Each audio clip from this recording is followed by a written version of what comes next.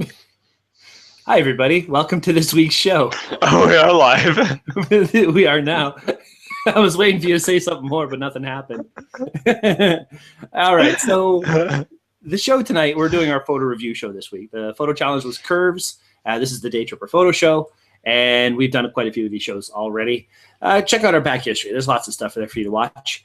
In the meantime, though, stay here and join in the Q&A. We're going to be reviewing people's photos that they submitted for the photo challenge curves. And if you have your opinion or if you want to share it with us, right in the window, just over on the side, maybe the opposite side to where I'm pointing. I don't know how this works. Maybe it's over here. Anyway, there's a little thing that says Q&A. So click on that and then ask your questions and let us know what you're thinking and just say hi if nothing else. Also, Gabriel's here tonight. Hi. Hello. How you doing?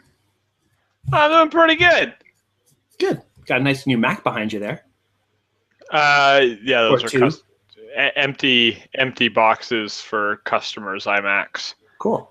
Then I had a lot of iMacs blowing up this week, so been replacing them with new ones. Yeah, mine's almost gone, but it's working. It's actually working. Knock wood. Still kicking it. As long as you don't touch it. When we say you have an iMacBook Pro, MacBook Pro, because it's a MacBook Pro that I can't move or else it'll die. So can't touch it. Don't move it. Really singing a song. Sorry, I won't do that again. Okay, but you'll notice, everybody, we are missing somebody tonight. Navi isn't with us this evening because her house is torn apart, and she's probably putting it back together right now. So, not because due to natural disaster, due to natural painting crew. Yes, painting crew and landlords that just show up whenever.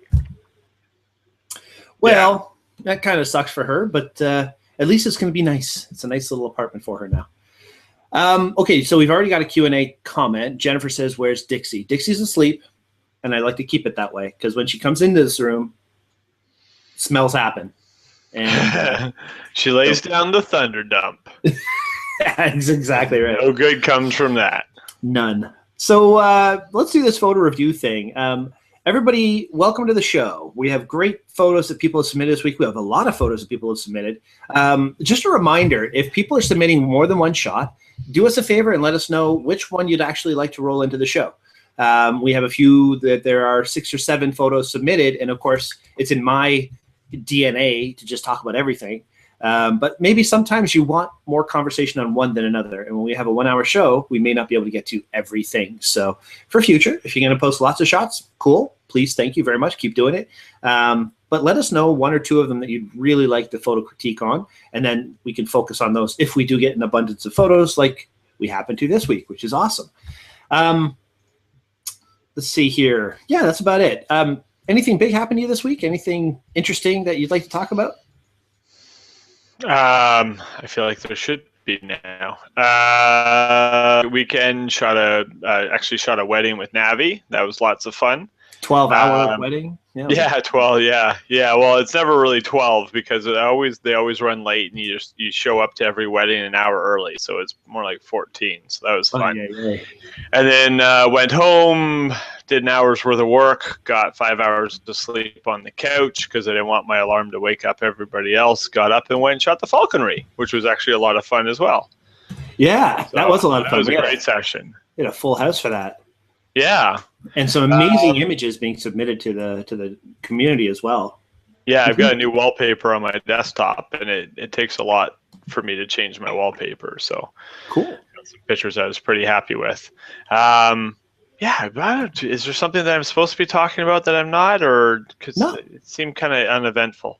I don't know about you. Events. A big long wedding and a whole day's worth shooting birds of prey. I think that's pretty good for a week. Yeah, no, it was. Yeah, I did the same thing except for the wedding part. Well, there you go. Funny how that works out. Yeah. So yeah, we had a great time shooting the birds of prey falconry session. We had close to 20 people there. We had 9 different types of birds. So I think we had 13 birds actually there. They had a couple bald eagles, a couple hawks. The owl almost got away from Sam, which is crazy. Oh man! After 15 minutes of, please just come back. Please just come back. He finally did. What was crazy though is when he flew up into the tree, Sam didn't seem stressed about it. I mean, maybe because he's just a pro and he knows he'll get the bird back. But it was so cool. Like, all of a sudden, there were crows attacking this owl, and it kind of spooked the owl, and the owl took off. Landed in a tree quite a ways away. I've actually got a few shots. But one of the times I took a picture, and I realized afterward that there was a hawk up in the tree, a wild hawk just visiting, and he, of course, doesn't like owls, so he started pestering the owl, and I think it was a Cooper's hawk that was there. Really interesting that this hawk just kind of landed in the same tree as the owl, and eventually the owl came back. So that was a big story. Big story. That's cool. And Jennifer says, yes, owls have tiny ears. Yes, they do. Jen, you haven't changed your wallpaper in 2 to 3 years. Oh, wow. I think you need a little inspiration there. You need to get some new inspired photos up there. Actually, what's weird for me is my screensaver for my Mac, I haven't done anything with. It's the screensaver that came with my Mac. And what's really upsetting is Shelly walked into the room the other day and saw the pictures coming up on my Mac, like those stock photos from Mac. And she says, "Oh, those are such pretty photos. When did you take those?" I'm like, "Oh, no." I didn't take those. You know the proper answer. Oh, just a while ago, something I took quickly. That last time that I was in the Antarctic. Yeah, remember that one? Yeah. Okay, there's a lot of people actually. Andrew, thank you for watching. He says, the Birds of Prey session was awesome. Hopefully soon I'll get some time to actually go through the photos they took, see if any of them were actually any good. I'm sure they will be. I mean, it was hard to take bad photos. Everybody got some really cool shots. Hallie, you may want the owl, but trust me, when the owl's in your house carrying your children away, you probably won't want it. And like Batman, that's what your kids are like. Yeah, well, that's a good point. If it were me, I'd probably hire somebody with an owl to come take my kids away. Protect the kid, but there's the cat. No, the opposite. Keep Dixie, get rid of the kid. Anyway, why don't we jump into the photos? Do you want to screen share the photos? Or you want me to? I can do it. All right, cool. I can do it. Let me just find the window that I'm looking for here. That is not the window I'm looking for. This is the window I'm looking for. This is not the window you're looking for. I got so many windows open. Not my fault. No, that's the wrong window. That is definitely not that's a wedding or something. Yeah, that's my Lightroom window. So we're new to this show thing. We've got a little ways to go before we figure out how to use it. Okay, there we go. All right, let's go down to the beginning. Jennifer says that if the owl took her kids away, she'd want it more. I knew I liked you. I knew it. That owl will babysit. Yes. Once. Johnny dangerously. Like I said, you can do anything once. It's like, sure, my phone's waterproof. Once. My mother hung me on a hook once. Oh, dear. Yeah. Oh, dear. You don't know that? Seriously? This Johnny took a drastic turn. Johnny Dangerously, one of the best comedies of all time. Michael Keaton. Anyway, different conversation another day. Mark, good evening to you, sir. All right, so let's see. Let's start with the first photo. All right. Jennifer's curves. We're looking at Jennifer's curve. That's not a photo. It's a screenshot. Well, see, this is the thing. That was a photo submitted. And I got to say, I love the interpretation of the theme. Just talk about the photo first. Quick sec. Okay. I love your interpretation. I like how she filled the frame. Okay, the funny thing is, though, I mean, technically this is a screen capture. It's not a photo. There's a fine line, and I kind of wanted to talk about this for a few seconds because my mother-in-law, who does screen captures for something called the Deer Trail, it's a website that she goes to where they have a live feed of deers in the backyard, and she'll take photos from the video. So it's a screen capture, and yet she says they're photos. So there is, I guess, a fine line there. Some people think that it's a photo, but this is a graphic, and it's a screen capture of a graphic. So, Jen, love the concept, love the theme that you thought of, curves and so on. But unfortunately, this one is one of those shots that we can't really critique for exposure or any of that. So I'm sure you understand.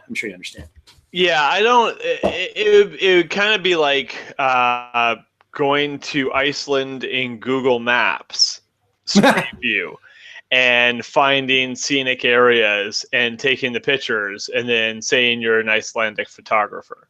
Yes. Yeah. But you know, Jen, she understands, and I'm sure she posted this in the spirit of it. And she No, says no, no, no. I mean, I'm not specifically talking about this. I'm talking about, if you're trying to stretch, overall stretch the definition of photographer to mean screenshots. I don't think that applies. No, I agree with you on that. And the funny thing is, she just made the comment that she spent so much time composing that shot. So it paid off. It really paid off there, Jen. Good job. Absolutely. Okay, let's move along. Because there's a lot of photos today, so we're going to move along pretty quickly. And yeah, we'll go through some, if there's been multiple submissions, we'll spend a little bit more time on some than we do on others. Yeah, that's fair. And if anybody has any comments, if you'd like to add anything, please feel free. Use the Q&A and talk to us right away. All right, so this one's Maureen's. This is an interesting photo. Great sharpness to this shot. I love the color in the background, that nice greenish kind of yellowish color in the back. It gives nice contrast to the black chain. And I really actually like the composition. I like how it kind of crops the corner. So you're really focusing on what Maureen's trying to show us. What do you think? Yeah, I like how it sort of hints at what it is. And, you look at it and you're like, oh, that's what is that? You can tell it's something familiar, but you can't quite, I can't quite pinpoint it. Whoops. Supposed to do that. Yeah, the colors are very strong. Like the blacks are very black, and then the green is very bright and vibrant. I'm a huge fan of. I like my backgrounds to be buttery, and that is a buttery background. That could be anything back there, but she's got it just bang on with the shallow depth of field, and that's even at f7.1. So that background must have been a fair ways away. And plus, it's a macro. Right. Okay. Oh, yeah, that's right. The 105. Okay, the 105 macro, the 2.8. And the D7100, that's a crop sensor, right? Yes. Yeah. Okay. So it's more like a 150 kind of 160 mil range. Okay. And then the cropping, doing it 1x1, works really well for this photo. I think we're probably going to start seeing a lot more of that, because I think the whole thing with Instagram and stuff is that the 1x1 will look good on any device no matter how you're holding it. And yeah, I think we'll probably start seeing a lot more. And I have a feeling we're going to start seeing video in 1x1 come out soon too. All due to the Instagram thing? Well, all due to the fact that most people are watching videos now on mobile devices, and does a video look better in horizontal or vertical? If you're watching a video on a phone, right? Everybody's shooting vertical now, when you should be shooting horizontal, and but if you do it square, then it doesn't matter how you hold it. Either way, it would work. Yeah. Interesting. Well, time will tell. You may be a genius foreseeing the future. This is my Nostradamus. I predict in the future there will be square video. Things will be different. Okay, next one. I like that one. Here we go. This is Kelly Sutton. When you take a moment to look closely at a pine tree, especially old ones, you can see that they have amazing texture and patterns. I wasn't sure if I should contribute to this for NCC Spiral or Daytripper Photo Curves. I'm sure you can do both. Yeah, it would definitely apply to both. Looks like the Sarlacc pit. Exactly what I was thinking. Yeah. What is a Sarlacc pit? Oh. I was like, brother! And then you threw it away. The thing in Star Wars? It's Star Wars, where they throw them and they'll be eaten and digested over 1,000 years. Yeah, with the teeth in the middle that kind of go... Yeah, since what's his face went and added them. Stupid. Yes, may the 4th be with you. Yeah, maybe. I had a friend of mine who's she's like 15 months pregnant, and she said that if he was born, she knows it's going to be a boy, and she said if he was born on May the 4th, they were going to name him Luke. Oh, lovely. Actually, Jennifer makes a good point. She says there are photos missing. Her ring was after that one. In my notes, I agree with her. You may want to refresh your page. It's there. I did see. Oh, shoot. Yeah. You may want to refresh. Place? Refresh. Okay, how about I just refresh? That's a good idea. All right. I'm glad you thought of that. Because I did see that, and I love that picture so much. But it's not showing up on your screen share. It's not showing up on my screen. That's weird how Google does that, actually. It's not the first time I've seen this happen. I saw it earlier today. Okay, well, let's keep talking about, while I track this down. Okay. Let's keep talking about, what were we talking about? We were talking about that photo. Oh. You know, the photo that was there. Okay. Yeah, and Tammy's is missing there too. I'm in the wrong section. Oh, we'll figure it. You're in the wrong section. How could you? Yeah. I wasn't in weekly photo challenge. I mean, since I refreshed and went back. Oh, there they are. There we go. Lots of pictures. Oh, there we go. Okay, so next one. There you go. Mark Flinders. Mark Flinders, the guitar. First of all, I was just going to say, first of all, it's nice that you're submitting again. It's what he says in his comments there. He hasn't submitted in a while, so it is nice that you're submitting again, Mark, and you're actually watching tonight, so that's really cool. My thoughts are, great detail in the wood. I love the texture that you got there. The curves are excellent, and the fact that you have those strings, those horizontal strings going across the bottom really gives it structure and support at the bottom. Mm-hmm. And even the pick guard at the top, it supports the top. It keeps the eye in the frame. I love the curve on the upper left with the black in the background and the wood texture. It's a perfect guitar for this composition as well, because you have the fret line on the left, which connects pretty much to the curves, the double line curves that go up to the other. You know what I'm saying? If you can hover your mouse or show somebody, I don't know if you can do that. Like that? Right along the left, the last fret line. There? Yeah, and then that line going up there. Mm-hmm. I think that really borders nicely, and it complements the pick guard. The blackness of the background and the blackness of the pick guard work well together. Mm-hmm. And it's even nice. It's almost like the rule of opposites. You got this sort of nice curve here, and then you got this sharper, dark curve there, and they really complement each other. Absolutely, and even being able to see inside the guitar to see the word Fender back there, that adds a whole different dimension to it. There's nice depth. Very interesting. Great way to interpret the theme as well, Mark. But question, is this a really large crop? Because the ISO is a little bit more noticeable at 800 than I would have expected. Do you know what I mean? Yeah, some of the 24-70-2.8 shot at 32 millimeters. It is, like especially like in the shadowing here. Yeah. It's very speckly, and that's and then down here it removes some of the detail from the plucky thing, the thing that you pluck to make the twang. The string. The string. There you go. Guitar string. There you go. Wow. So it just sort of distracts from it a little bit. So it's a great technical photo, but yeah, the processing seems a little, maybe actually, it's over sharpened. Mark just says huge crop. Oh, okay. Yeah. So I would say if you can go get that exact same picture, just take it closer up. The detail in here where it says Fender and stuff is going to be a lot more readable. And if you're using a tripod, then you don't need the ISO to be high, so there's no risk of the grain at all. Right, yeah. I mean, you can do that as the 30-second exposure if you wanted to. Exactly, right? Yeah. But other than that, I think the settings that you chose are great. I wouldn't change any of that, except for obviously if you have to change the shutter speed for the longer exposure. But the depth of field is great. The fact that the fender is in the back there but not defined, I think that really worked. Zoom in a little bit, get that same kind of look. Oh, this is about 10% of the original photo showing, so that is. Oh, wow. Okay, yeah. And Jennifer likes the plucky thing as technical term for string. I think if Ross were on the show right now, he would probably be punching you through the screen. He would be quiet because he'd be reloading.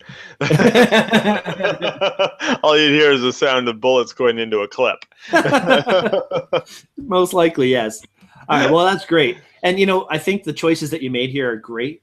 The fact that you did crop in the way you did, the edge, the left edge with the fret line, and the right edge with the pick guard. I think the composition is excellent. And like Gabriel says, I would actually try and reproduce this image one more time, but without having to crop it. Bring your camera closer, do what you have to do to compose it the way you see it here. It's really cool. Or even if you just do a 10% crop, you know, like, because it's hard to get this exact aspect ratio and everything. Yeah, this exact shot in camera. So if you can do it where you have to crop less, significantly less, then yeah, that's gonna be fantastic. Cool. Love it. Thanks, Mark. Haley Moore. Oh, this one's nice. Oh, this is beautiful. It's a beautiful shot. Great detail in the water. I also really like the water and all the posts and stuff like that. I love the color. Is the blue sky natural? Because it's bold, but it's not oversaturated. Do you know what I mean? And if that's post-processing, then that was a great job with getting that horizon line bang on. It's true, because if it's too overdone, you really see that color start to bleed into the white. Yeah. So I think that's an excellent choice there. Leading lines are also nice with the canal and the fence posts. I really like that. The snow at the end of the canal, to me, gives a sense of time and season, you know? So you could tell this is shot in the winter because of the snow. And also the leaves not being on the trees and so on. However, for me, the dead center canal is a bit static. I don't know how you feel about this, Gabe, but I think maybe a crop. Oh, you do, eh? You think that works? I love it. Yeah, and that's, you know, like I always say, if we're critiquing your photo and you agree with us, you're right. If you disagree with us, you're right. You know, exactly. This is just our opinion, you know? But no, and that's, you know, art is subjective, and Brian doesn't like the center, and me, I love it in the center, because while the canal is in the center, this fence is off to the side, right? So if you were to put it over to this side, then this would be in the middle and look odd. If you were to move the canal over to this side, then you get less of the fence. And I like, you know, the big posts here. If the fence were to start here, then it's harder to not notice what it is, but it just doesn't stick out as much. Yeah, that makes sense. What if potentially it was like a couple steps to the right and maybe shooting from higher above? So to get over those trees in the foreground. Yeah, okay, I could see that. Yeah, I mean, having these here is a little bit distracting. And when we talk about composition, it's not always what's in the shot. It's also what shouldn't be in the shot. You know, what is the story that we're trying to tell, and does everything else in the photo add to that story? Right. And to me, those branches in the front kind of take away. They kind of block me from looking at the base of the water and things like that. You know? So yeah, Jen says she likes it in the center as well. And again, that's a personal choice. But these are just things to think about. Next time I'm in a situation like this, my first instinct would be to shoot from the center like this. But then I would stop and I would think, all right, well, do the trees help? Do I need to shoot from above? Do I need to shoot from beside? And of course, we're not there, so we can't tell what's off to the left or the right of the photo. There may be things that are really distracting that she chose to not do. Do you know what I mean? Yeah, there could be a fire hydrant and a bell box right there. Or a garbage can or something off by the water, right? Yeah. So that could have been the reason for that choice as well. But again, these are just things to think about. All in all, it's a great feel. Definitely applies to the theme curves, which is awesome. So thank you very much. Duck or cat? Duck. Duck. Duck. All right. So I'm guessing the curves are in the ripples of the water? See, that's kind of where I was at too. It's great detail in the feet, great detail in the water, especially right in front of the duck's beak, which is really cool. It's neat that you can see, actually, it looks like the duck is backwashing back into the lake. Okay. Yeah. Oh, on the last photo, Jen says, makes a good point. She says the trees in the foreground gives the photo more depth. Would you agree with that? No, I think the fence gives it depth. I agree. The fence gives it depth and the water off in the distance, the frozen water. Interesting thought, though. Something to think about. Anyway, back to the duck. Yeah, the curves, and that's my thing, too. Like, I actually have it in my notes here. The curves are the ripples in the water with the question mark, just like you said it. Funny. It's a good picture. It just seems, to me, it seems a little stretchy for the you know. Like a stretch to the theme. Yeah. Mm. I mean, okay, so if, because you've got some curves going here and then curves going there and curves going there and curves going there, right? So if that, or there's, curves going here. I think the thing is that when I look at this, I'm like, oh, okay, well, there's curves here and there's curves there and there's curves there. But it's not clear to me what curve is the curve. Right? So if this is the curve, then up your clarity and make it stand out more. If this is the curve, then put a highlight filter around it and make this stand out more, and put a vignette and make the rest, like, it's just not, when I look at this, I don't know what the curve is. It's funny, when you're shooting a video, you have to give everything. You have to explain everything. When you're taking a photo, it's supposed to suggest the story. You're supposed to look at it and just feel the story from a single image. And I think what you're saying, Gabriel, and correct me if I'm wrong, but you're not feeling the story of the curve. Right. There's a saying, and don't take this as harsh as the saying goes, but it says there's nothing worse than a sharp picture of a fuzzy idea. Mm. So I like the picture, and it's a good picture, and it is sharp, but the idea is a little fuzzy. Excellent. That's actually Ansel Adams, I believe, that said that. Oh, really? Yeah. Wow. For a hack, that guy had a couple good quotes. He did have some good quotes for somebody who doesn't know what he's talking about. We're both going to hell. Photographer hell. Yeah, no kidding. But seriously, doesn't it not look like the duck is backwashing into the water? I mean, I think it's just because when they drink, their duck moves up and their duck moves up and down. their beak moves up and down. And it just pushes the water around a little bit. So it was. I like that. That's my favorite part of the photo. I think. Yeah, really that part there. Yeah. Yeah. All right. Okay. So kitty cat. So this one. Okay. All right. What are your thoughts? Okay. Well, first of all, Liz, I love this shot. Now everybody's going to have a different opinion of this, right? Because some people like cats and some people don't like cats. I love cats, and I also got the curve right away. When I saw this, yes. I love the curve on the back of the cat leading right up to his tail. The way his head is aimed helps the curve all the way down to his tail. I love how there's a curve in the pavement line, complementing that on the right side. I also love the curve of the trees in the background, but they're not really sharp. There's shallower depth of field. So there's enough depth of field to get the front, like the very back of the cat to the tip of its nose, and his eye is very clear and sharp. I'm really, really a fan of this shot. I think you did a great job, Liz. I think it's something that I would look at and say, yes, I get the curves. It's a cute moment with the cat. It's a nice solitary moment. And as Jennifer says, who doesn't like cats, Gabriel? So my only thing with this picture, and it's a personal preference, I like buttery backgrounds. This was shot at 1/10 of a second on f8, and I would have just stopped that thing down to as fast as that lens could go. You get a little bit faster shutter speed out of it. Looked like it was probably dusk. The sun's going down. You can see it behind, lighting up this tree back here, but this picture is obviously in the shade. So you get a little bit faster shutter speed, and you get a shallower depth of field, and so that back there wouldn't be as distracting.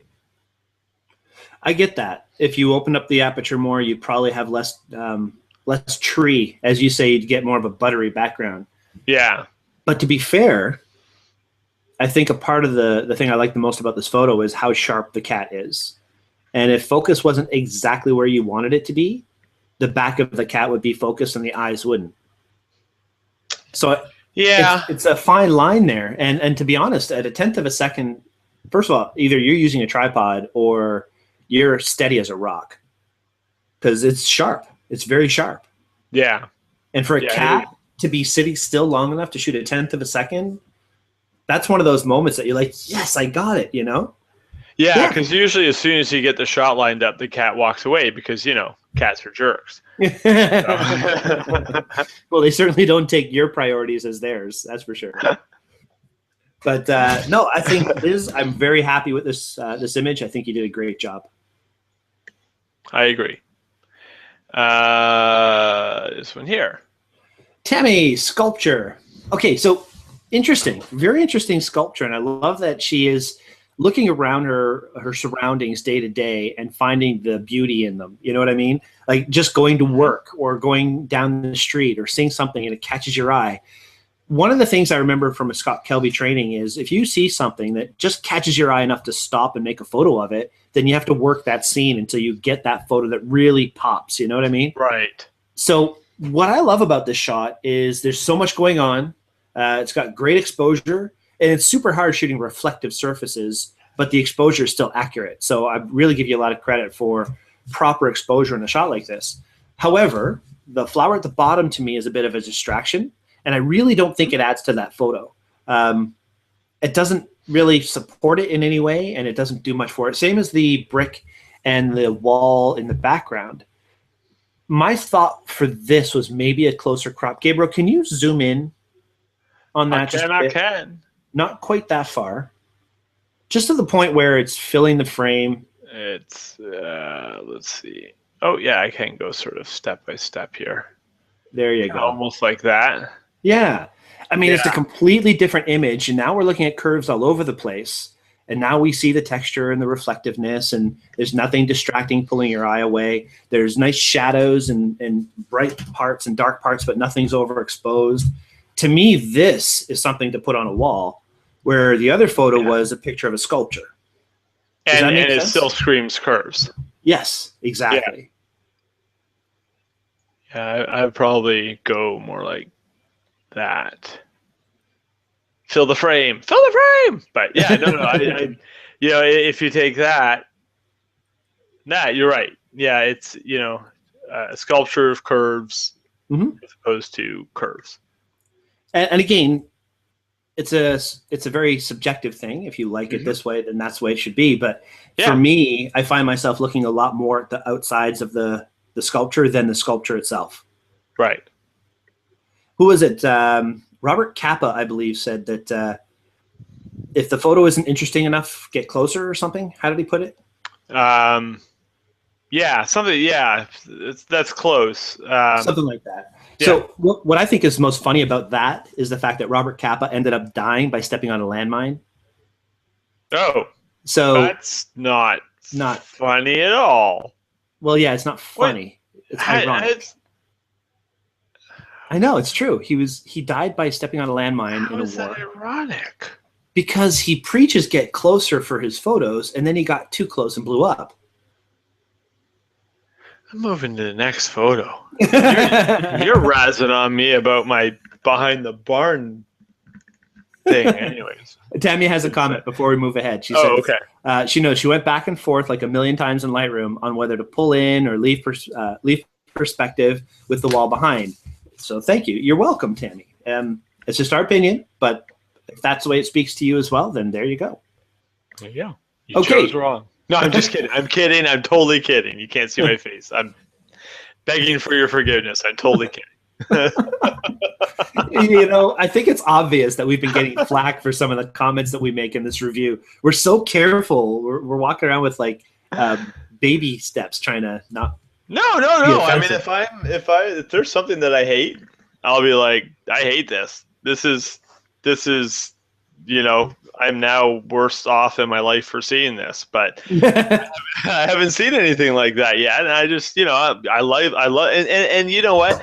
I think the thing that people need to realize too is that I'm even harder on my own work. You know, I've shown people my import process where I'll import 96, you know, or 900 photos and only 32 are remaining. Like I'm really hard on my own stuff. So I'm just saying, you know, 10% of what I would be saying about my own work. That's actually a really good point. I'm the same way. And it's funny when we have customers come into the store at Henry's and they're like, I bought this camera and I don't like it. It takes bad photos. I went out and I shot 300 photos and I only liked 100 of them. And I'm like, wow, that's a good crop. Like, yeah, really. You're doing better than I thought you would. I wish I could get those numbers. I know, right? This one is beautiful. I agree. I love the story. I love the exposure. I love the contrast. I love the vignette. I love the balance. The balance. I think this is a very successful wedding detail shot. Yes. Much better than I've ever made. That's for sure. This is one of the few pictures where the Watermark. what? Thank you, man. I'm there for you, buddy. I'm in You the and I, sink. we're gonna end up getting married. We finished each other's sandwiches. Hey, I could do worse. Yeah, the watermark doesn't detract from the photo. I like that. I like the depth of field, how it's right here on the diamond and then also on the ring below, and then the ring just blends in beautifully with the background. The only thing I would say with this is that this may have served to do an HDR just to get a little bit more detail on that diamond there. You think it's a little overexposed or something? Yeah, it's just, and I know just having shot a lot of ring shots, she's obviously outside there. This looks like, hold on, is that wood or carpet? It looks like wood to me. Is that wood or, yeah, it's wood or a carpet. So, but it looks like it's outdoors, and it's hard to get all the detail of everything and also get the detail inside the diamonds, especially on the fly. So for something like this, I usually brace myself. With the 5D Mark III, you can set it on a auto bracketing thing and just pop, pop, pop, pop, and then I would use the one that has all the detail on the diamond. What was that sound that the camera makes? Pop, pop, pop, pop. Ah, right. Thank you. Yeah. Cool. Yeah. It's like a photography drive-by. I think we both agree with this shot, though. Agree with each other on this shot. It's a beautiful photo. Yes. I like the story as well. In the original post, she says that it's the husband's, I guess it's the stepfather's wedding ring. What did she say?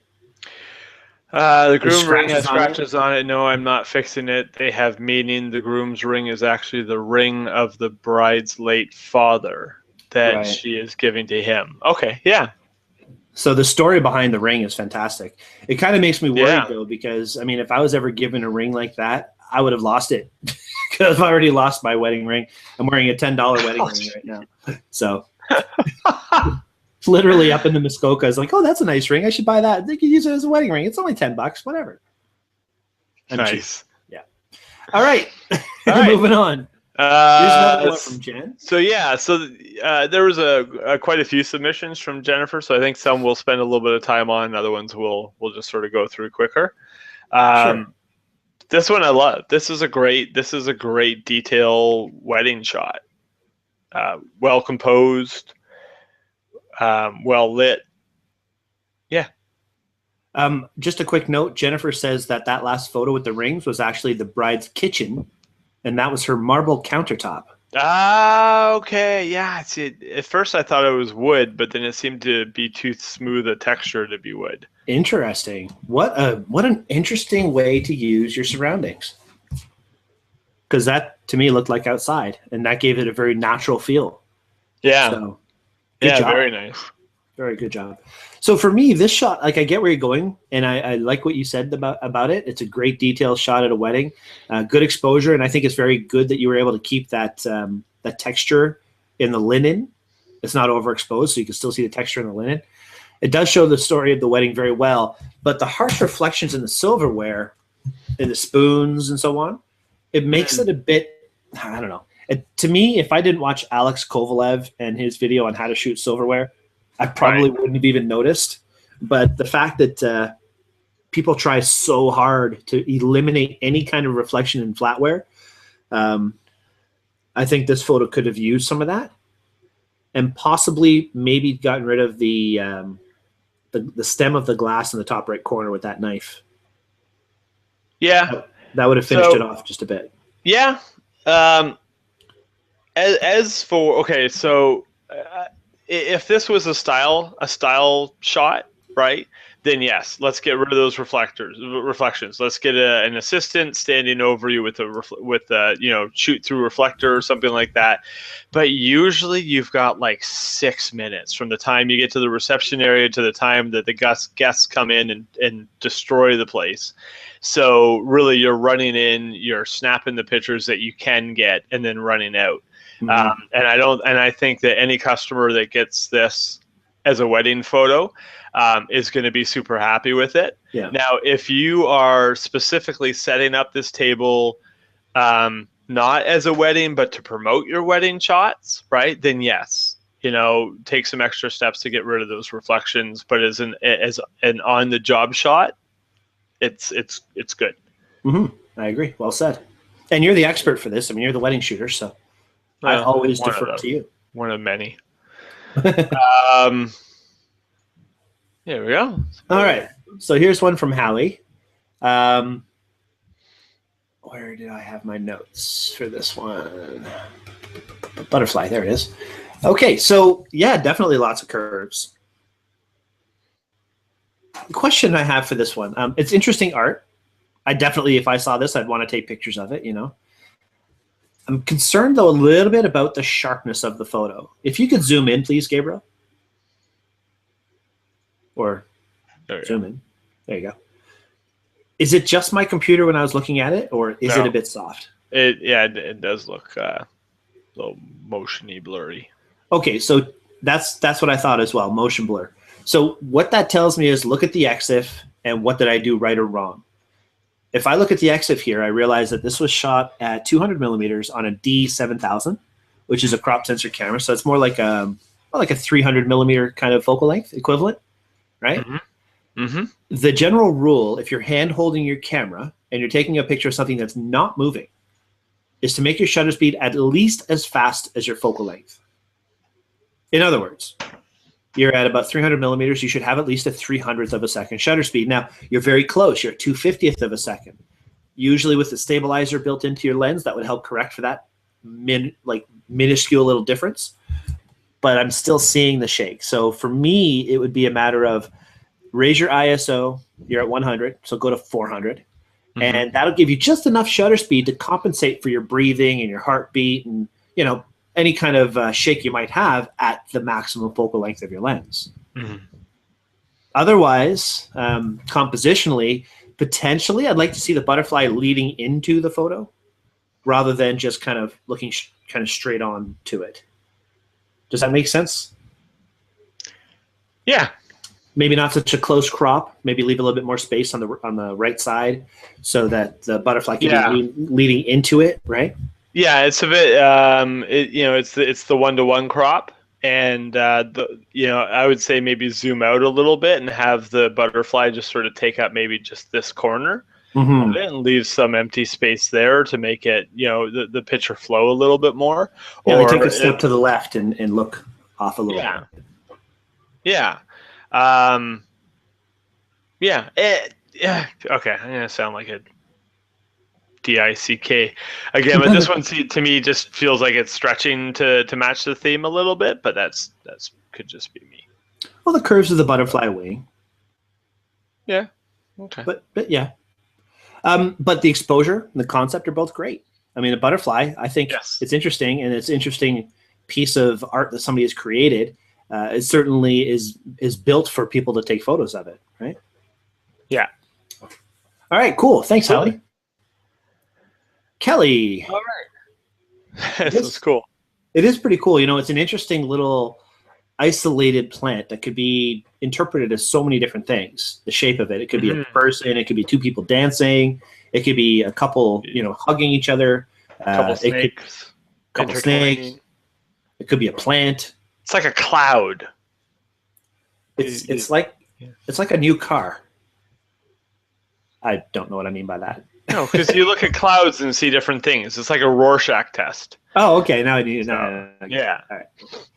I love the nice simple curves. I didn't think it was a cloud, but okay. The curves are definitely evident, right? There's lots of curves. Soft texture of the wood comes through really nice. Mm-hmm. And this is the kind of thing that if I were to pass and I were to have my camera in hand, I definitely want to shoot it. I just wouldn't know how. Any ideas on that? Like, how would you compose this kind of a thing? Just like this? Yeah, I'd say just like this. It goes from and again, we got that square crop, right? So there's not a lot of negative space or dead space, right? It goes from, kind of points up to this corner and goes down to this corner. So I think if it was square going from top to bottom, it'd be rather dull. It's shot on 2.8, so the background's nice and buttery, but yet the front is, sharp. Yeah, I would have shot it just like this and been happy with what I had. Question for you. You always mention that buttery background. Yeah. One of the things, I had a conversation with Blake a while back, and he drew to my attention how it's not just things that are bright that draw the eye, it's things with contrast that draw the eye. Right. And if we look in the background of this, yes, it's soft and it's buttery, but you have contrast where that black spot is, which kind of pulls me away from the plant a little bit. Do you think that that's a deterrent, or do you think that that's anything to worry about? Or no. If it bugs you enough, you can go in the lasso tool, just highlight it, right click, fill, content aware, click OK, and then it'll just get rid of that whole thing. But it didn't really bother me until you mentioned it. So thanks. That's what I'm here for. No, I don't think it pulls away from it very much because this is so bright. And because it's like this sort of infinity loop sort of thing, it keeps drawing your eyes around and around and around and around. So I've always just stayed in there. Okay. Very cool. Well, thank you very much, Kelly, for submitting. You now have to post tree. What? That was the Hallie Moore. You now have to post. Oh, okay. So I think Hallie and Jennifer had a little challenge for each other. I don't really know what this is. I just don't. Yeah. I think it's very interesting. It's great detail. There's, it's a very interesting piece. There's lots of curves complemented by the straight lines that are the cuts in the wood. Oh, guess who's here? Guess who's here? Jennifer, you'll appreciate this. There you go. Here's Dixie. Oh, dear. She came to visit. She's going to sit up on my shoulder. She's going to use a kitty litter. There we go. She's assumed her perch. Jennifer, Dixie, Jennifer. Okay, back to the photos. Typical. It's perfect timing that, it's Jen's photo, and there's Dixie on my shoulders now. You going to bite me? Oh, you're so cute. She's a good cat. How can you not like cats like this? 17 minutes left. Okay, 17 minutes left.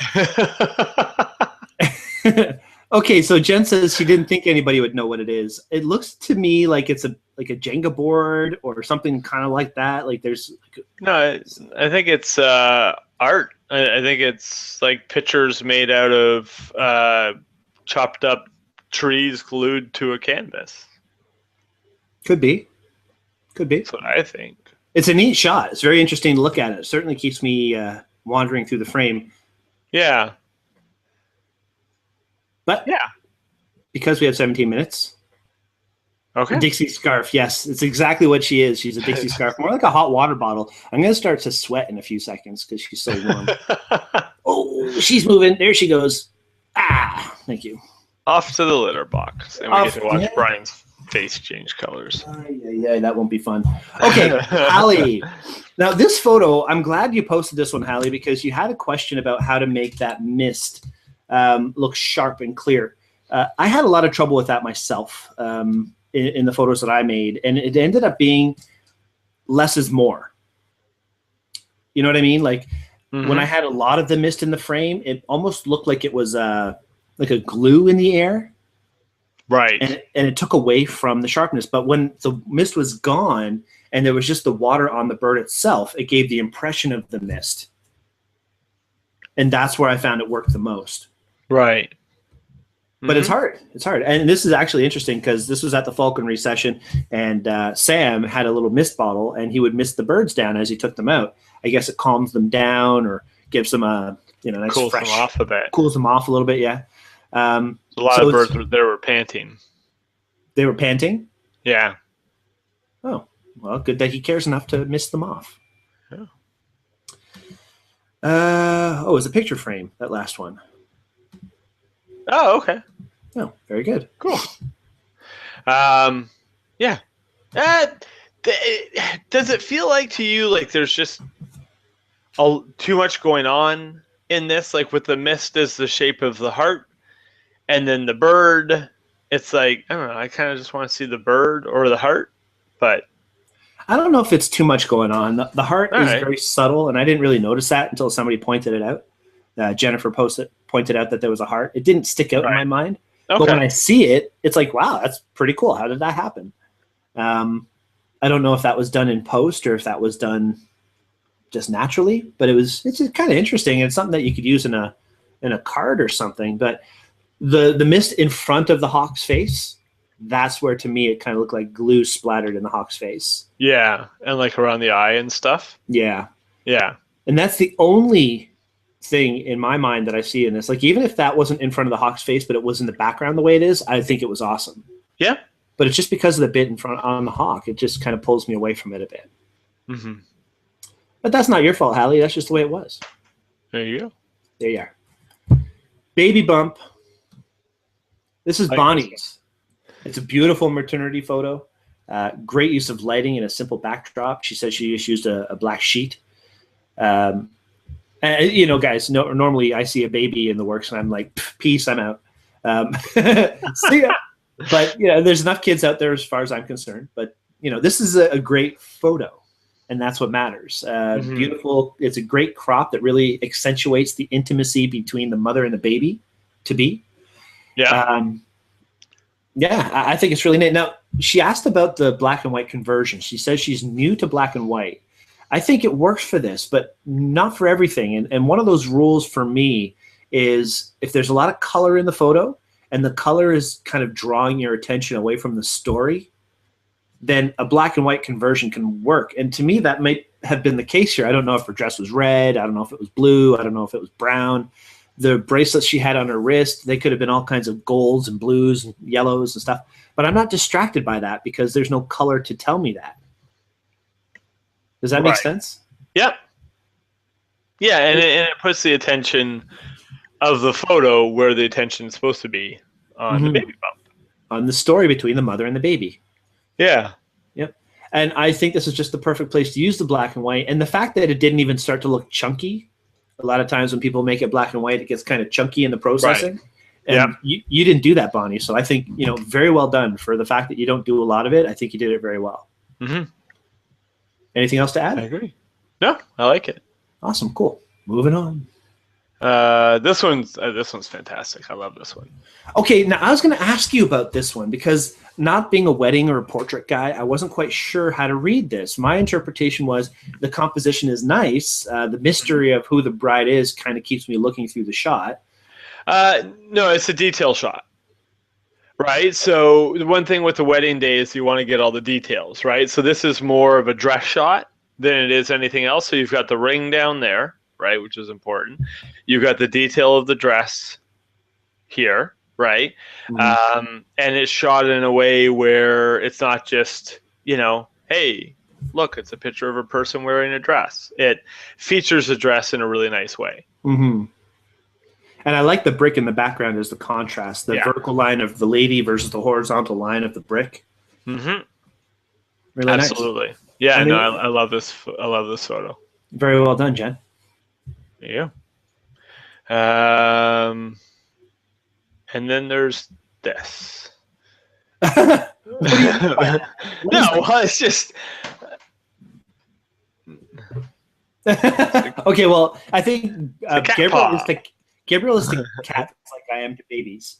It's just when you see a cat in the photo, you don't love it, do you? No, it's not. It's more of a snapshot. Like I don't, you know, it's. Yeah. Well, Joe Leduc he just chimed in. He says he loves the detail and the crop. On this one? I don't know if it's this one or if it was the wedding one. Yeah, I think he's probably talking about the wedding one. Wedding one? Okay. Yeah. Because I don't want to sound harsh on this, but it's just not, you know, I'm not feeling the theme, and I'm not, you know, or maybe if this was, you know, if this one was cropped square and a vignette and some saturation to bring out the color in the fur, or do something really cool. No, I think you're overthinking it. I think here's the reason why I think you don't like it, Gabriel. And it's purely because of the emotional attachment that people have to certain photos. So Jen knows her cat. She knows her cat has a bit of a curve to her paw. So the curved paw lends well to the curved theme. The problem is when somebody doesn't have that emotional attachment to the cat and they don't fully understand that curve is in the paw and it's something that's quirky for that cat, you don't see that translate in the image. So you and I don't have the connection, the emotional connection to this image where obviously Jennifer does. So what means something interesting for Jennifer isn't carrying forward in the photo. So possibly a shot from a higher above, looking down on the foot to actually see that curve might have had a different feel for us. But ultimately, that's why I think it doesn't connect with us, just because we don't have that emotional attachment. Does that make sense? Yeah. Yeah, I think that makes sense. Cool. And she says, laugh my ass off. I just had to put at least one cat picture up. So. So it's more just being vindictive than anything. Not the word I would have chosen, but yeah. Jen's got a good sense of humor, at least with our comments, thankfully. So we could be safe another day. Okay, Hallie, This is really, really, really, really interesting to me. I saw this photo posted somewhere else. I think it was on Facebook. And I thought, wow, that's really cool. I hope she submits this for the Curves Challenge. And she did. So thank you, Hallie, for doing that. So Jennifer's comment that this should win because of the fire, not necessarily true. It should win because of the fire. And to be frank with you, I didn't know it was fire. No, neither did I. It's blue, right? So we don't perceive blue as fire, although there are a lot of things that can make fire turn blue. I've got one of those little packets of things where you put it in fire and it turns all different colors. So it can happen. For me, it was about the shapes and the patterns and the contrast. And I really, really liked it. And I also liked the way the mystery of it, exactly. And I liked the way her logo was the same blue as the blue in the fire. Mm-hmm. So interesting contrast, very nice curves. I love how the upper left corner is all black. So there's nice negative space there. What do you think? I agree. Yeah.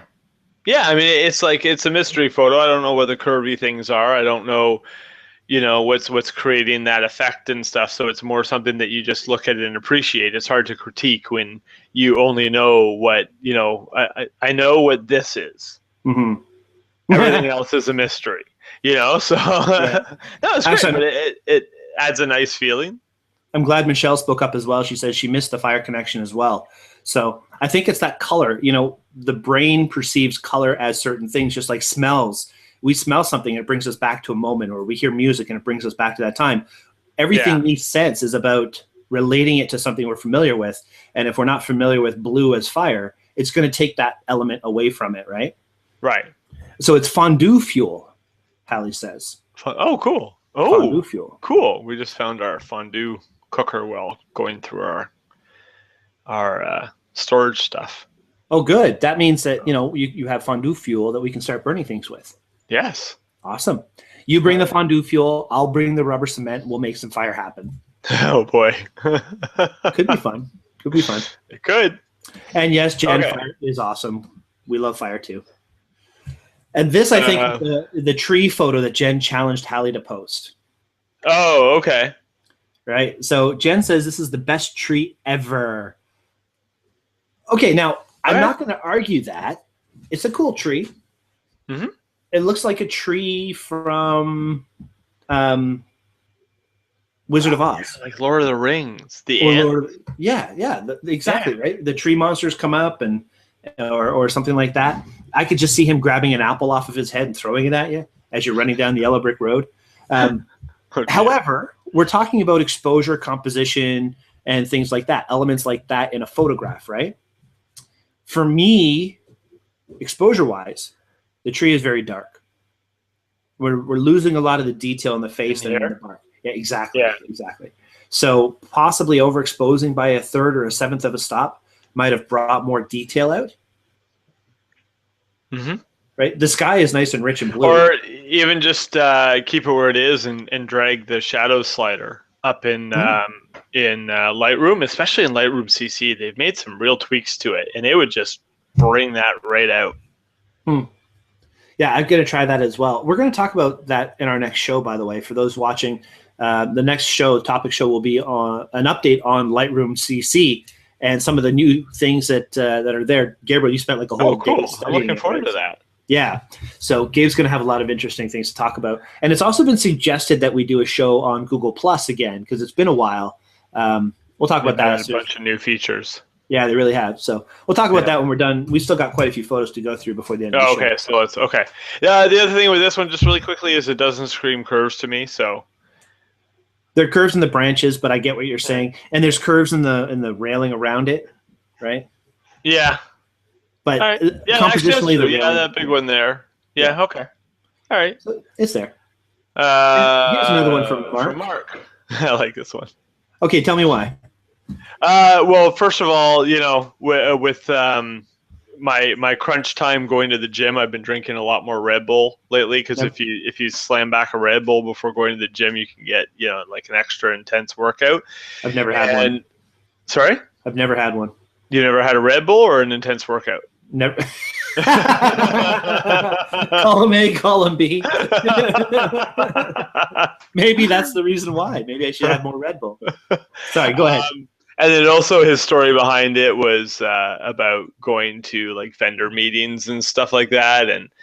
And I've been in, I made the comment about there's so many meetings that should have just been emails. Sometimes you need 4 or 5 Red Bulls just to stay awake through the meeting.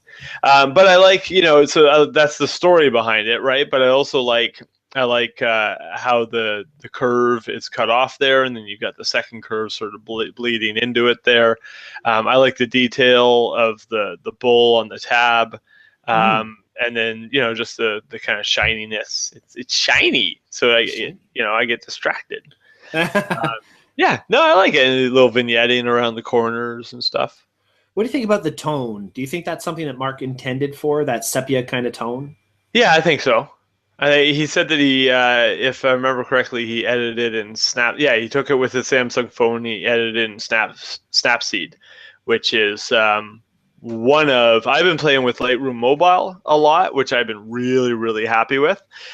Which again, I'll go into next week. But besides Lightroom Mobile, Snapseed is the editing program. I pretty much fantastic. Only use Snapseed. I have Lightroom Mobile. I tried editing with it. It has a lot of features in there, almost too much. For me, Snapseed just is a little bit more straightforward. Yeah, I get it. Speaking of phone pic, the last photo of the tree that Hallie shared with us. Yeah, she says that was also a phone photo. Oh, okay. And I think something we have to remember is, even though it's a phone photo, it doesn't mean we can't take a little extra time and get different exposure or get different composition. With a phone, if you tap on the tree, it'll overexpose. If you tap on something dark, it'll make things brighter. If you tap on something bright, it'll make things darker. So you actually have control over that exposure from a phone, even easier than from an SLR camera. So it's nice that it was a phone pic, but that doesn't necessarily mean that you can't, still work with exposure a little bit. Right. But back to Mark's photo, I thought it was great. I wasn't quite sure about the tone. I didn't know if that was a white balance thing or a personal choice, but I do like the vignette. I think the vignette keeps your eye in the frame and draws you to that, as you mentioned, Gabriel, the, what do you call it? The tab. The tab, yeah. Yeah. Oh, Jennifer uses Photoshop Express on her Samsung. That's cool. There you go. I have that on my Photoshop. So that's different than Lightroom Mobile. Yes, it is. Okay. Okay, Steven submitted this shot here for curves. Now, what I think is great about this is the fact that the building is the Marilyn Monroe building. And what is Marilyn Monroe known for? Curves. For curves, right? So the building definitely has beautiful curves, but the fact that it carries forward to the name that is, or the person that the building's named after, I think is really interesting as well. And forget about the fact that the processing is awesome, and the texture and the composition and the clouds in the background bordering the building with the negative black space around that. It's a very interesting photo. What do you think? The thing that I like the most about this photo is everything. I love this photo. It's fantastic. The contrast between the buildings, because both buildings are the same color, but seeing them down where this one's darker and then this one's brighter adds a new layer to this picture that I've never seen before. Mm-hmm. Doing the long exposure with the wispy clouds in the background is fantastic. What is the exposure? Can you click photo details? Oh, yeah, sure. So this is 329 seconds. Wow. Ay, Chihuahua. I'm wondering if this is infrared, like an infrared filter. F11. They probably used an ND filter and converted it. It's like an infrared processing or something, but it's really cool. Jennifer asks where this building is. This is in Mississauga, isn't it? Yeah, it's right by the Mississauga City Hall. But there's a big shopping center right across the road from it. And doing it this way, it really, I mean, it brings out the light differences and the contours and it's just great. And even though it's these two buildings among so many other buildings, they're isolated so well. There's nothing distracting. There's nothing that shouldn't be here. And this is one of those photos that you look at and you think, yes, composition, yes, exposure, yes, editing, yes, nothing distracting. You know what I mean? It's like check. Very cool. Nice job, Stephen. Yeah, love it. And thank you for submitting. Stephen doesn't normally submit for our photo challenges, so it's good that you're joining in on that. It's really great. Cool. Okay, Mark. I like this one because it's super nerdy and it tweaks at the nerd in me. And right after, May the 4th, my nerd is on full alert. The thing that I don't like about this one is that the extra 5%, putting the extra 5% into your photo will bring it to the next level. And there just doesn't seem like there was any effort put into post-processing. Oh, I don't want to say that per se. For me, it's a little bit deeper than that. It's not so much about processing. It's the fact that it's like we've seen some photos of books. You put the ring in the center, you get the heart.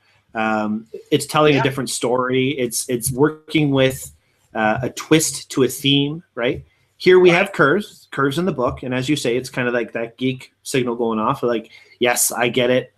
I don't personally. I don't understand what it means because I really am stupid when it comes to numbers and things. Like I know Mark. Mark is, I believe, Mark is an engineer, and he fully understands what this means. But I'm looking at this like it's just lines, and I see that there's a curve to the line, so it applies. But I don't really understand it. You know what I mean? Right. So I hear where you're coming from with the processing of the photo and, potentially a crop at the bottom or something. Honestly, to me, you could edit all you want and it wouldn't speak to me the same. It's still not going to say curves to you.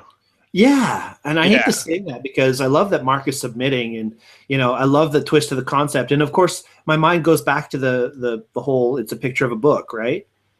Oh, and Jennifer says the page of the book is also on a curve. That's true too. Yeah. So I get that too. That makes sense. But ultimately, how would I make a photo like this something that would hang on my wall? Right. And I think ultimately that's what I'm looking at when I'm seeing a photo submitted for a challenge is something that you would want on your wall, right? Yeah, I'd say so. Would you want this on your wall? I would not. So, unfortunately, it's not a wall photo, but it's a photo submitted for the challenge. Yeah, which is great. And this is where I'm going to get hate mail. I'm so paranoid about hate mail. So it's Brian at Daytripperphoto.com. I don't have my lower third up on purpose for these shows, by the way. Yeah, really. Okay, so Jennifer, this is a shot that's interesting. You want to go first? Go for it. No, you go first. Okay, here's my thought on this. First of all, when I saw this photo as a thumbnail, I thought it was awesome. And I think you did too, Gabriel. Yes. We both saw this as a thumbnail and thought, wow, great details. Awesome. Well done. But then I clicked on it to make it large to do my review notes. And I saw that it looks extremely processed, like a real sharp, like an extreme crop, and then really sharpened and really softened on the edges. I may be completely wrong about that, but I don't think so. And it's almost distracting. Like, Gabriel, can you highlight, like, put the mouse around the edge of the iris? So, I can't zoom in at all, I don't think. Probably No. because it has So, been cropped. like, yeah, right here, this should be part of the focal plane right there, but it's not. And then down here as well. But you can see that pixelation around the edge of the iris. Yeah. Right? Just along the very edge. And then it's so dramatically soft. Can you hit photo details, please? Yeah. Okay, so that's been stripped. It's hard to say that. But you can see it. I mean, it's a cropped in image. I don't know if this was shot with a cell phone as well, which is why maybe we're seeing some pixelation there. But it's a really, really shallow depth of field to be shot with the phone. But it could have been selective focus. Oh, yeah, okay. All right, yeah. Right? It's hard to say. And without the EXIF, it's really almost impossible to say.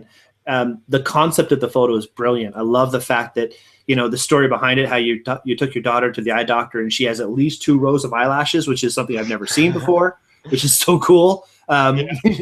But realistically, as a photograph, I would love to see you try this again, Jennifer, with maybe a macro ring light to give you the light you need so your ISO doesn't go high.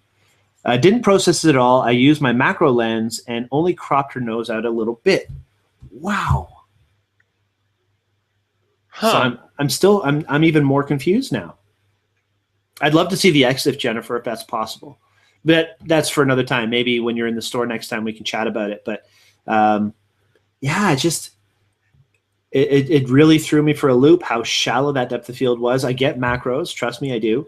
It just looked like it was exaggerated a little bit through post. Like, look at the line. You see where the eyelashes are on the bottom, Gabriel? Right there? Yeah, right there. A little bit to the left of that, there's almost a very distinct line that kind of goes further up and then back in.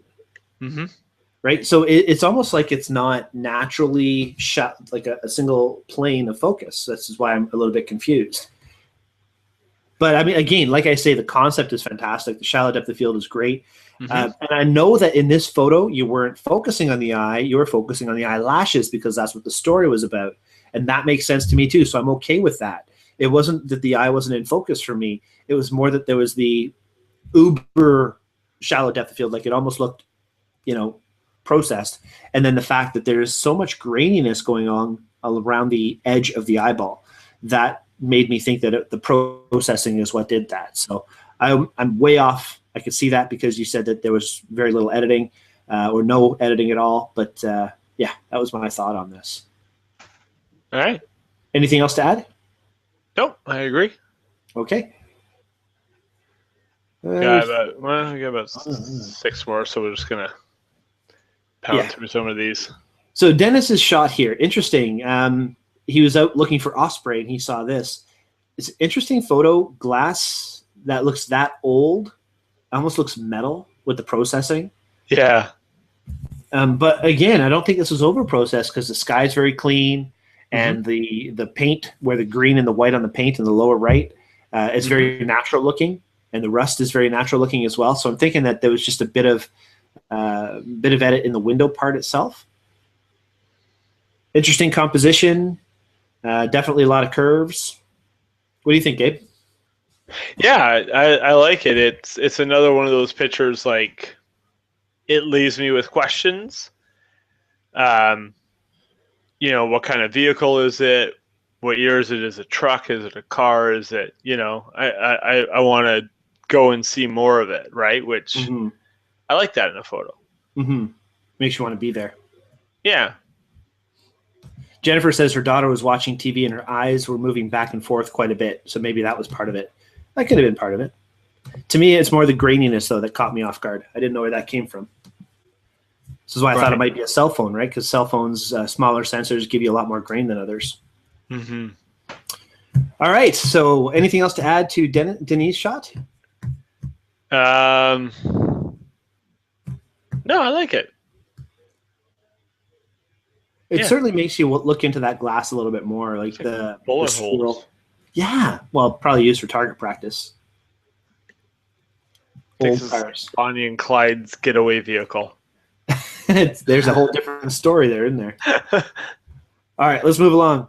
All right. Jen, this is another cat photo from Jen. Yes, so cute. However, I love cats. You know I do. But when I see a cat photo, if the eye isn't sharp, it ends up in the garbage. That's just me, right? Because with the cat, the focus on the eye has to be perfect. Knee slapper. Okay, perfect. No, but it's true too. I got this new 40mm pancake lens. It's 2.8, and I freaking love this thing. Like it's so much fun to shoot with. And I took Jaden to the park the other day, and we're sitting there and taking pictures of him jumping around and stuff like that. I love the feel and the look of it. And I tell him to come up here, and he runs up, and I snap a couple pictures of him. And I was processing it tonight, and the focus was on his nose, not on his eye. And it's like, all right, I'm just throwing him out. Yep. You know, beautiful expression, great composition, great exposure, blowing my own horn. You know, like it was a great shot, but the focus was on the nose, so they're garbage. Mm-hmm. I'm not saying this is garbage. No, I'm being more harsh on mine. When we take photos, we've shot so many images that by now we're at the point where if it's not something that we really want to keep, we have to delete it because we have no space on our hard drives anymore. You know, we're running out of space. So we have to be very hard drive that's 80% full. Exactly, right? You have to be so picky. So it's gotten to the point now where, you know, if I posted every picture I've ever taken of Dixie or Angel, people would unfriend me. I mean, people would stop watching what I post. So I have to be very discerning, and I'm only trying to post pictures that either have like a crazy meaning, like, I don't know, Dixie was screaming and you can see her front two teeth like all funky or something, where I was focusing on the teeth, not her eyes. That's a different story. Or it would have to be focused on the eyes. And that's I think the way it is with most animals. Yeah. But that's our 2 cents on the photo. And certainly, you know, don't stop taking pictures of your cat because I want to see them. I love them. Especially when Navi's here. Oh, you're so going to get slapped for that one. Yeah, I know. All right, Mark. So okay. I like the color. I like the feel. I like the, you know, it's a nice warm, it feels like fall, but with a hint of spring kind of thing. Yeah, I like that. It doesn't scream curves to me. Yeah, that I think was where I was thinking as well. I love the texture. I love the tone. And I probably would crop in a bit tighter to the center hanging leaves just to really accentuate that story. Mm-hmm. But like maybe the leaves on the left, crop it off a little bit at the left. You know, and I noticed that I said a few times, you know, that the picture that I'm looking at doesn't scream the theme, and I know that themes are interpretive and they're just an idea to get you clicking. So, you know, maybe I'm being too picky on that because the whole point of the theme is to give you an idea to pick up your camera and to go take pictures of something. So, you know, any picture, any interpretation of a theme that makes you press that button is a success. But then I always, you know, want to take it a little bit further and really have, you know, look at the picture and say, oh, I bet you the theme of this picture was curves. But, you know, that's just my own little thing. Well, it makes sense. Oh, Dennis says that the photo of the car that we just saw, he says he just did contrast and saturation. It's not HDR'd. Oh, okay. I didn't think it was HDR'd. In fact, knowing Dennis the way I do, even if he had made it HDR'd, it probably wouldn't look super HDR'd. But the sky is far too natural in that shot for me to assume it was HDR. I think it was just, you know, if anything, just the texture on the windows that I was really noticing. And contrast and saturation that explains it.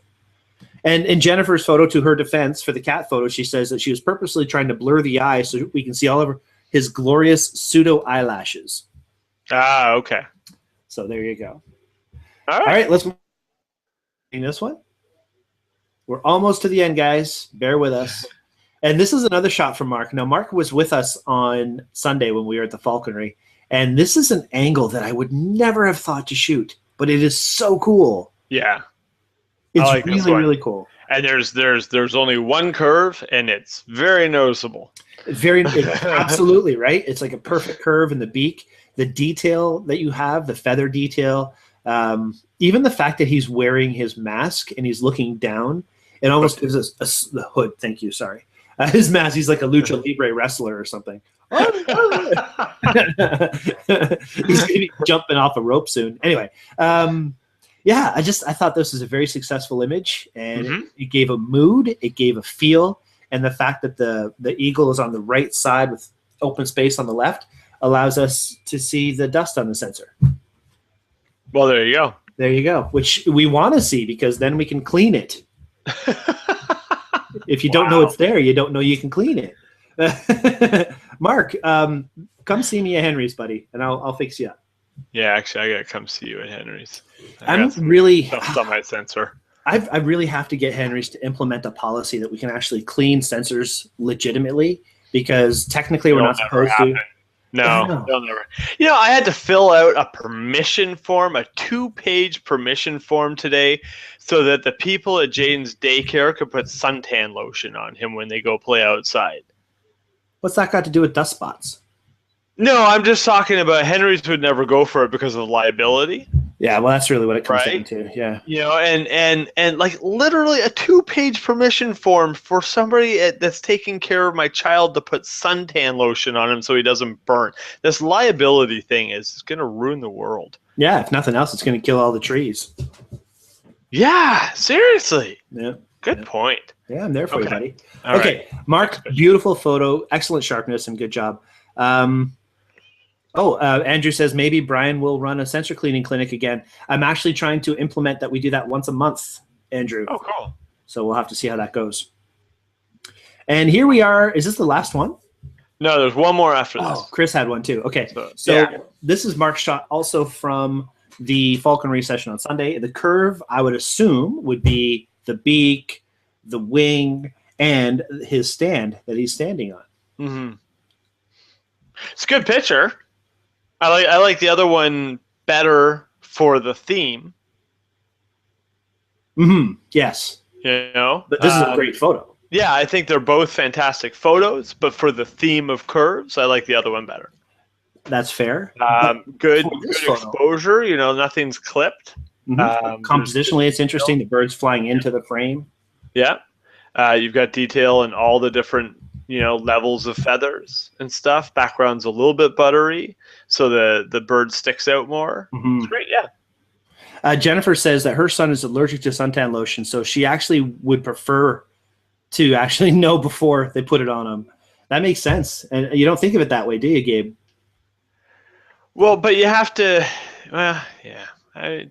It's just like peanut butter. I mean, I think everybody should have peanut butter, but if you brought that to school, that could be a problem, right? Yeah, apparently people frown on that. And Hallie says that dust on the sensor on the camera I just sold her, God forbid, there should be dust on a sensor. Every time you change your lens, every time you put your camera in a camera bag, every time you zoom in and out, every time you put a lens cap on your camera that's dusty because you've had it in your pocket, every time anything like that happens, there's risk of dust getting on your sensor. So it doesn't matter what camera you have. It doesn't matter who sold you the camera. It doesn't matter anything.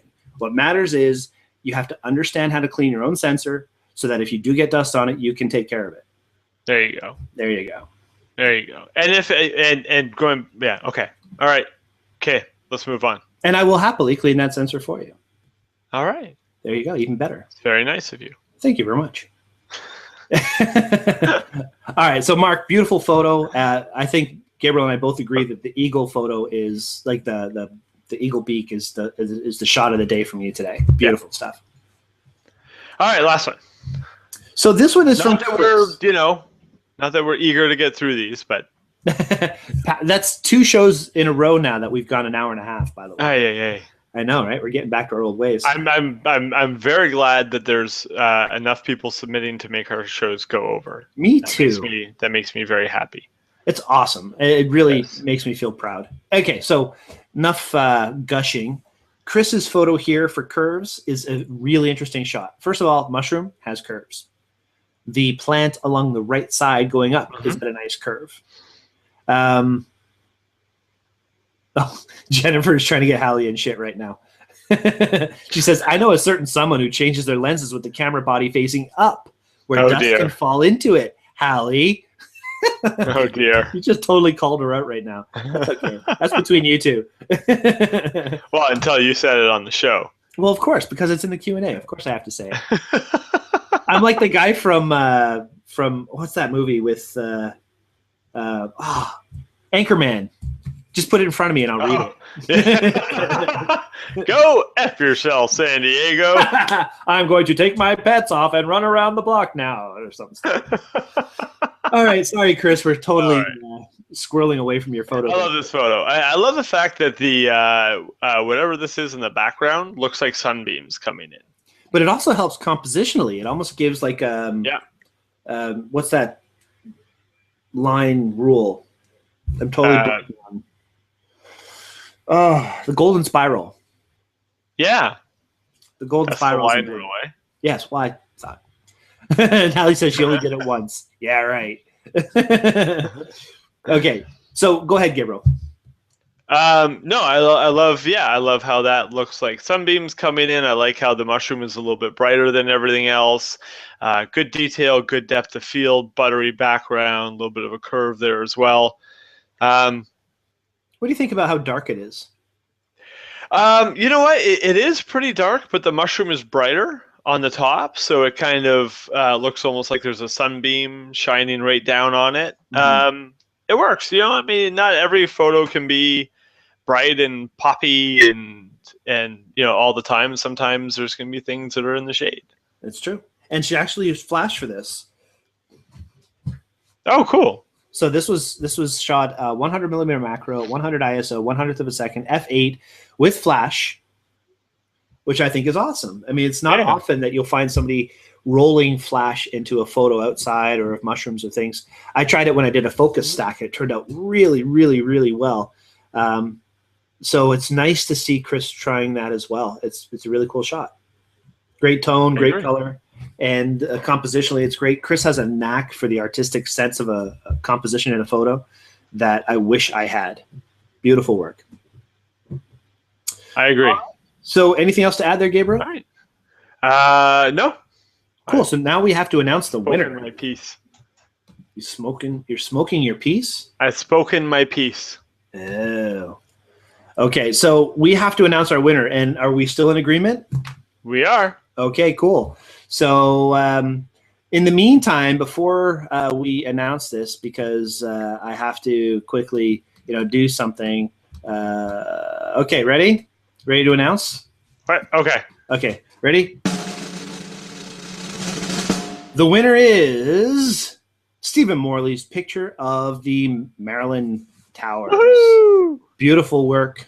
This is something I would hang on my wall. It holds the theme. It's great composition, great contrast, well edited. Congratulations, Stephen. You have won yourself something. A new car. A new lens pen. Tesla Motors. Oh, a new car. Here we go. Stephen, you've won the new car. Sorry. No. That's not what you've won. That's mine. This is the lens pen and tablet cleaner kit from Lens Pen. We've talked about Lens Pen so many times. I forgot to mention it earlier in the show. These guys are phenomenal sponsors for Daytripper Photo, and I think they go really, really hand in hand with what we're all about. We're about making great photos, helping people make better photos, and you can't make better photos if your lenses are filthy. So keep one of these things on hand. The tablet cleaner, genius. I use it all the time, clean my screen on my phone. I've used it to clean my computer screen. I don't have a tablet, so of course I have to find other things to do with it. But Stephen, next time you're by the store at Henry's, remind me. I'll have this there for you, waiting. I'll even put your name on it, Stephen. Awesome. There it goes. All right. This is yours, buddy.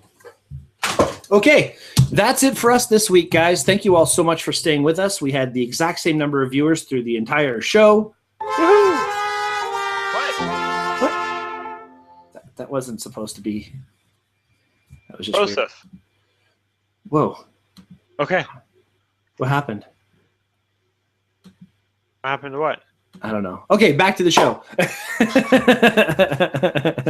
I'm going mad. Wow, it's getting late. All right, so thank you everybody for watching the show tonight. We really appreciate all the support to the show. Don't forget the Daytripper Photo Expo is online if you go to daytripperphoto.com right now, you can buy your multipass for the Daytripper Photo Expo. It's only $250. Corbin Dallas multipass. Use the promo code Corbin Dallas and get 0% off. Oh wow, you gave me some ideas there. But seriously, the expo is going to be amazing with all the instructors we have coming. More than 40 sessions that we're going to run. Check it out, www.daytripperphoto.com. Don Komarechka, Joe LeDuc, Ross Chevalier, Gabriel Bousquet, Nhum, Ross Chevalier. I said him twice because he's that good. Dave Black. Dave Black. I mean, I can't believe Dave Black is coming. I've sent him the check for the airplane already. This guy's just giddy over this Dave Black guy. Dude, you have no idea. If you don't know who Dave Black is, everybody watching right now, please look up Dave Black. He's shot more than 10, 12 Olympics. He taught me everything I know about light painting, and he is our keynote speaker in September 19th and 20th for the Photo Expo. So please register for that as soon as you can. We have, I believe, 10 multi-passes still available or so in the second block of tickets that we've released. And yeah, awesome stuff. Awesome. All right, Gabriel, where can folks get a hold of you if they want to hire you to shoot their weddings and their special events? You can contact me at bousquetphotography.ca. That's Bousquet, like bouquet, but with a S. Yeah. There it is. And there you go. Or Gabriel at bousquetphotography.ca. Excellent. And please do that because the guy's awesome and he's so busy, so you got to book him early. And if you need, we're already. Oh man, I think I have one weekend left this year that I just filled in today. Well, we've got some days left open this year, but not a lot, and we're already booking into next year and the year after. So excellent. So yeah, and I don't want to say too much about it, but there's potentially this cool session that you and Navi are going to be running coming up soon. Yeah, that's going to be in a few weeks. So we're going to hash out the details, make sure we can nail a location, and we'll make an announcement about it hopefully next week. And next week's show is going to be all about Lightroom CC, the new updates to Lightroom that are coming out. There's some really exciting, cool changes that they made that I've been using on a daily basis, like standing in line at the Tim Hortons, editing my photos, knowing that they're getting updated on my computer back home. I mean, it's super cool. But not only just the Lightroom mobile, but there's some new web stuff that they've added and just really neat stuff. So if you want to get quick information on all the new changes and stuff, tune in next week and we'll go over that. Now, it's been also suggested that we talk about Google Plus. Do you think there's enough time in one show to do half on Google Plus and half on CC? No, because I really want to dive deep into the CC because everybody uses Lightroom.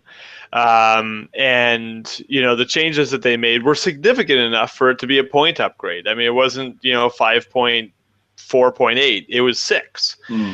Or for those of us on the monthly subscription, it got changed to CC.